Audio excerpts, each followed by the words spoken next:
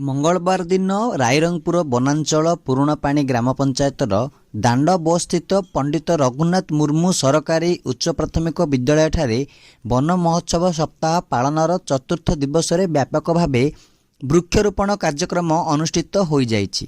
Rairangpur वनखंड forester Vipin चरण बेहेरा मार्गदर्शन रे वनरक्षी परमानंद महांत तत्वावधान में अनुष्ठित कार्यक्रम में अतिथि भाव प्रधान शिक्षक बाबूराम महांत जोगदे परिवेश सुरक्षा पाई व्यापक वनीकरण कार्यक्रम को हाथ को नहीं वृक्षरोपण और सबुज बलय सृष्टि निमंते गुरुत्वारोप करथिले।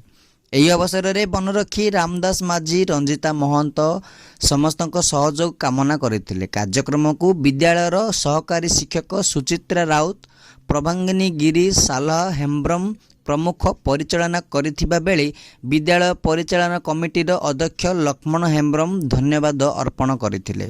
एही अवसर में वन विभाग एवं स्थानीय जनसाधारण मिलित उद्यम विभिन्न प्रकार वृक्षरोपण करा जायतिला। रायरंगपुररू श्यामलंदु परिडांग रिपोर्ट दिग्दर्शन न्यूज।